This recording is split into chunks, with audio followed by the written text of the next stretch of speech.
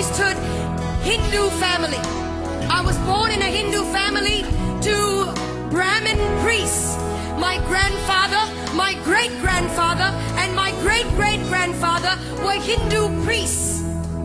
It was unthinkable and offensive for a daughter of a granddaughter of a priest to come away from that system.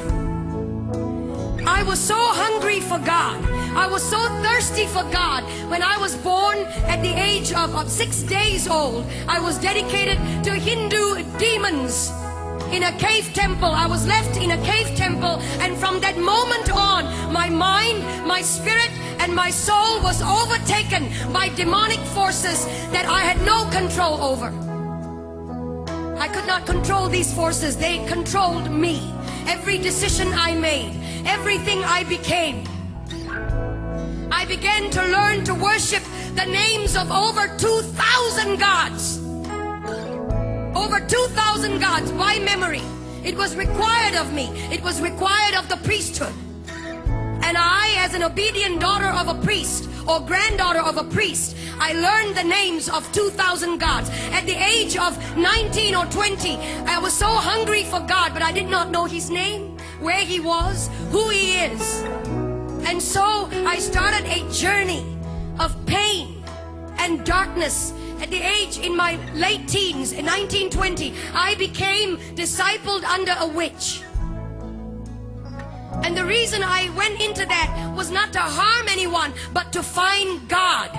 Any which way at all. When you're hungry, you get desperate. And when you're desperate, you will do anything to find God. And so I went after Him. And I didn't find Him in the pages of Hinduism. I didn't find Him in the pages of the priesthood creed. I didn't find Him in the pages of mantras and prayers that I was taught to believe in. I didn't find Him in the rooms of temples.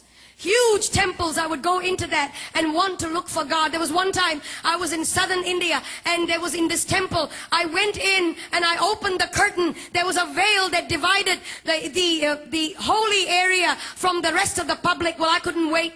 I had no authority to go into that area. Only a male priest could go in there. I opened the curtain, and there was a 10-foot idol.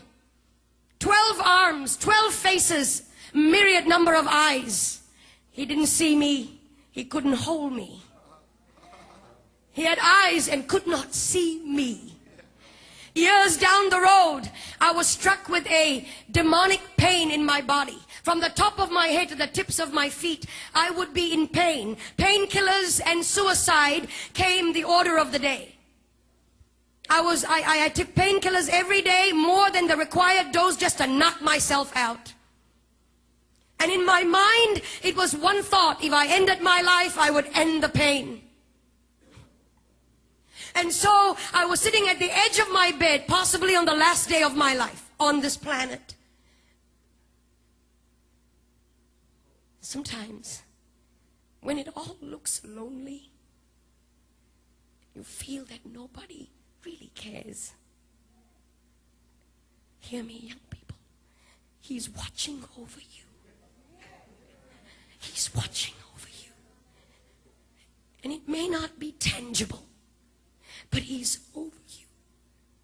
And He loves you. And He'll come through for you if you would just focus on Him and let the other stuff go. And I was sitting at the edge of my bed, frustrated, fed up. And I cried out like you have cried out. Jesus! I'd heard of that name when I was growing up. Christmas cards. Christian people that would come to my door and tell me He died for you. And I would resist them and argue with them. Proud and arrogant of the priesthood that I belonged to. Ignorant. And when I cried out, Jesus, the presence of a holy God began to filter through that room.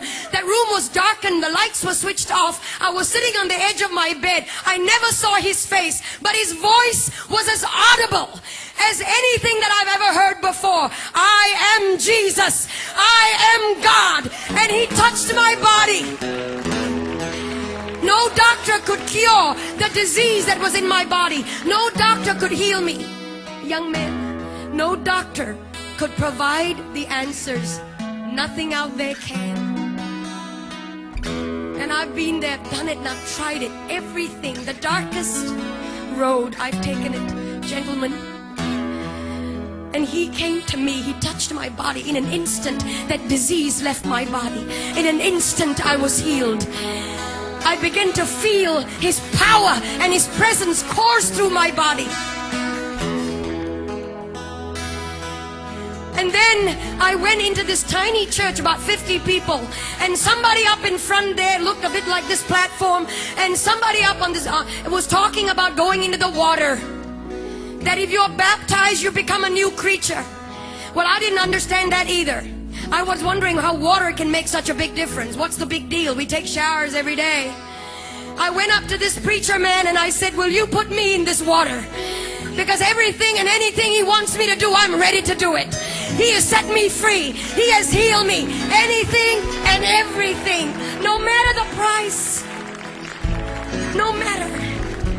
And so they put me in that water. When I came out, legions of demonic influences broke free from me. And I was set free, church.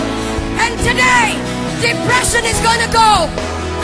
Heart disease is going to flee. Jesus is in this house. He's here. And if you could shout.